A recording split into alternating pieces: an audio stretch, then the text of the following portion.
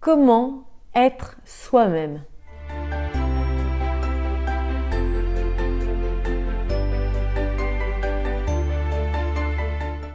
Bonjour et bienvenue dans cette nouvelle vidéo destinée à améliorer ta vie de femme, la transcender et accéder au meilleur.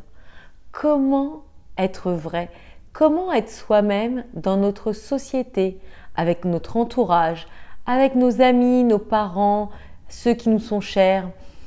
La société de consommation, notre vie actuelle nous fait croire que nous ne sommes jamais comme il faut, qu'il faut que nous soyons plus, moins, pas en adéquation, que nous devons améliorer ceci, faire cela.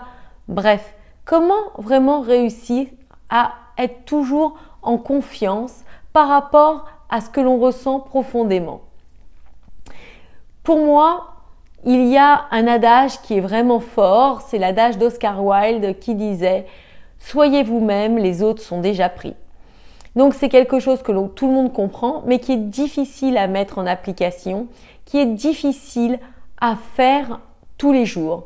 Parce que on veut être aimé, on veut être apprécié des autres, et ça, c'est légitime puisqu'on vit en interaction les uns avec les autres. Mais ce qui est difficile, c'est surtout de se perdre pour faire plaisir aux autres. Parce que dans ce cas, on n'est jamais vrai. Dans ce cas, on n'est jamais en résonance avec soi-même. Et tôt ou tard, on récupère les pots cassés en quelque sorte. Parce que nos relations s'étiolent. Parce qu'à un moment donné, notre véritable personnalité apparaît. Et l'autre est étonné de voir qui l'on est vraiment. Donc, quand on commence des relations en montrant notre vrai visage, quand on commence des relations en acceptant nos fragilités, en acceptant nos failles et nos faiblesses, eh bien, on a plus de chances comme ça d'avoir des relations qui sont saines, d'avoir des relations qui sont justes et vraies, et nous, de ne jamais être en porte-à-faux et de ne jamais nous trahir.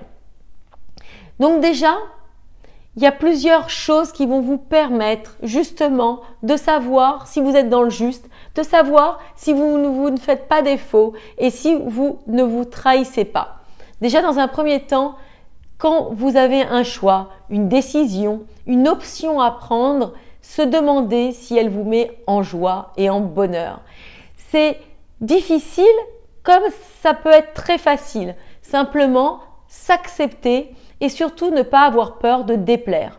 Ça, c'est très important. Il faut avant tout vous respecter et ensuite essayer justement de ne pas froisser les autres, de ne pas leur déplaire en quelque sorte, dans le sens où vous n'allez pas les heurter, les blesser. Ce n'est pas leur plaire coûte que coûte, c'est surtout ne pas les blesser. Donc déjà, voilà, demandez-vous si on vous invite à sortir, est-ce que vous en avez vraiment envie ou c'est pour faire plaisir aux autres? Si vous devez acheter quelque chose pour chez vous, est-ce que c'est pour faire comme la voisine ou parce que c'est tendance ou c'est parce que c'est quelque chose qui vous remplit? En ce qui me concerne, par exemple, j'adore le shopping, j'adore les boutiques, je suis une vraie fille. Mais il y a quelque chose qui me rend véritablement plus heureuse. Si je passe une journée à jardiner dans mon jardin, à vraiment planter, couper, tailler, je vais vraiment, à la fin de cette journée, être profondément heureuse et satisfaite, être vraiment remplie de bonheur. Si je passe une journée à faire du shopping, eh bien, quelque part, j'aurais été contente d'acheter ce que j'avais envie d'acheter, mais je vais me sentir vide avoir un certain mal-être. Et ça, lorsque vous expérimentez des choses comme celle-ci, vous arrivez à voir ce qui vous plaît vraiment, ce qui vous met en joie et ce qui ne va pas vous plaire. C'est pareil quand vous devez faire l'acquisition d'un objet. Une fois que vous l'avez en main, dites-vous, est-ce que je suis vraiment heureuse de l'avoir? Posez-vous cette question. Parce que ça ne trompe pas. On sait véritablement ce qui est vrai ou pas. Deuxième point, est-ce que ça répond à vos valeurs? Par exemple, on va reprendre l'histoire des sorties. Le fait de sortir en boîte, c'est pas quelque chose qui fait résonance en vous, c'est pas quelque chose où vous vous retrouvez. Eh bien, est-ce que vous le faites encore une fois pour faire comme les autres Ou est-ce que voilà, vous allez pouvoir vous respecter et vous dire bah, tant pis si je ne suis pas comme les autres, tant pis si je ne fais pas partie du groupe pour ce sujet-là, mais je me respecte, je respecte mes valeurs. Simplement, vous voyez un ami qui a un agissement qui vous choque. Est-ce que vous allez avoir le courage de lui dire et malgré tout risquer de le heurter, ou vous allez rester dans le retranchement mais il y aura quelque chose qui bloquera? Voilà, savoir où vous vous trouvez vous et toujours être fidèle à vos valeurs. Troisième point, ne pas se comparer aux autres. Ça, c'est légitime parce qu'on vit dans une société en interaction, on a des faire-valoir comme les médias, la publicité, ce qu'il faudrait pour être une femme bien, il faudrait avoir ceci, il faudrait posséder cela. Ça, c'est ce qu'on essaye de nous encenser toute la journée avec les médias, la publicité.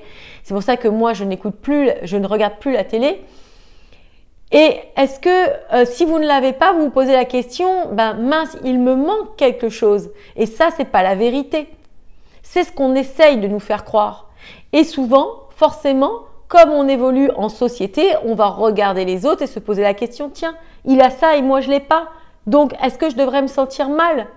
Non, simplement, vous êtes vous, avec votre histoire, votre personnalité, vos faiblesses, vos atouts.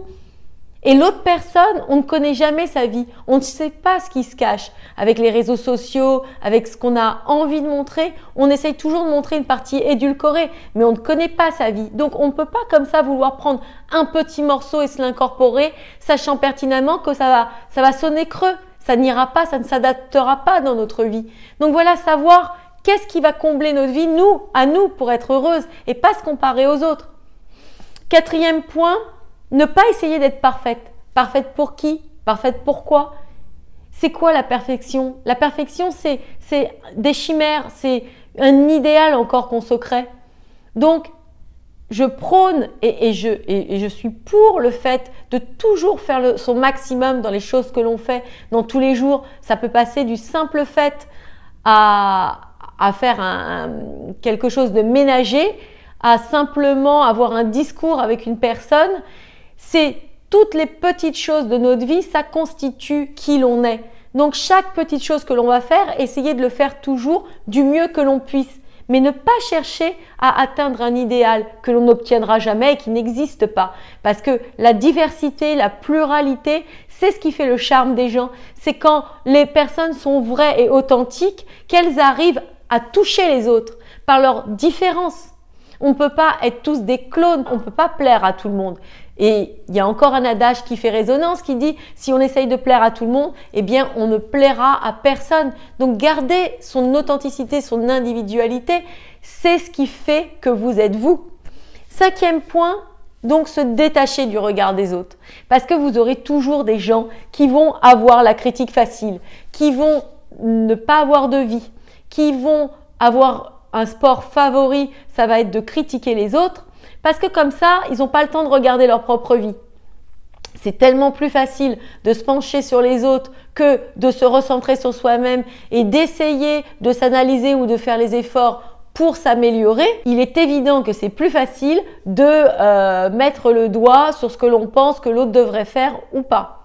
Sixième point, si l'on veut s'accepter et pouvoir comme ça libérer notre plein potentiel, notre individualité, il faut absolument être tolérant avec les autres, respecter leur excentricité, respecter le fait qu'ils aient telle ou telle attitude.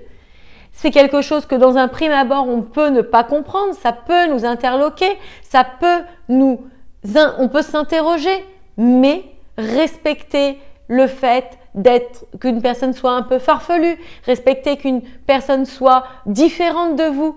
C'est ce qui fait la richesse de notre population, c'est ce qui fait la richesse de notre société. Et dernier point, laisser parler son excentricité, son individualité. Combien de fois on a pu vouloir faire quelque chose, mettre une tenue, parler ouvertement, s'exprimer et on s'est retenu.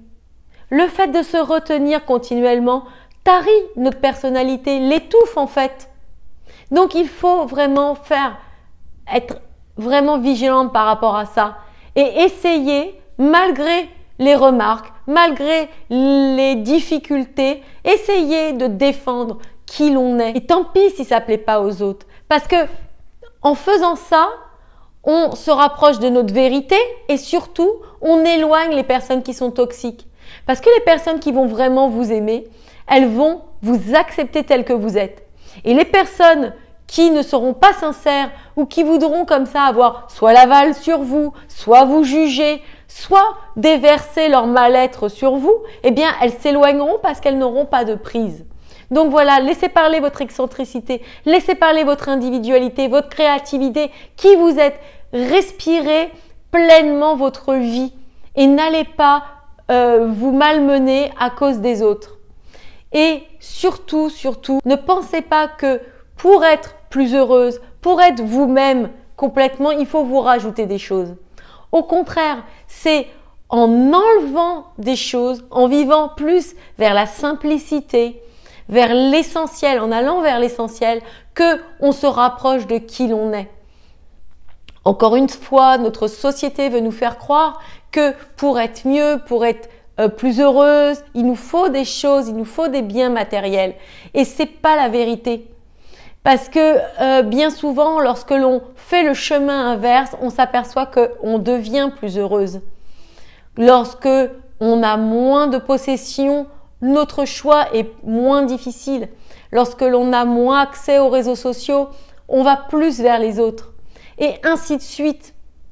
Lorsque l'on a un souci, eh bien, le principal, c'est de chercher à se recentrer sur soi-même. Et lorsque l'on s'est perdu, lorsque l'on ne sait pas qui l'on est, on ne peut pas arriver à trouver les bonnes solutions.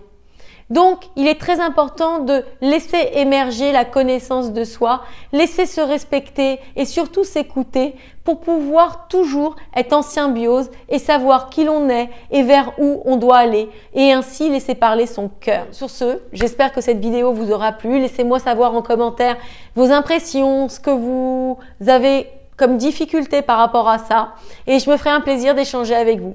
Je vous dis à bientôt pour une prochaine vidéo.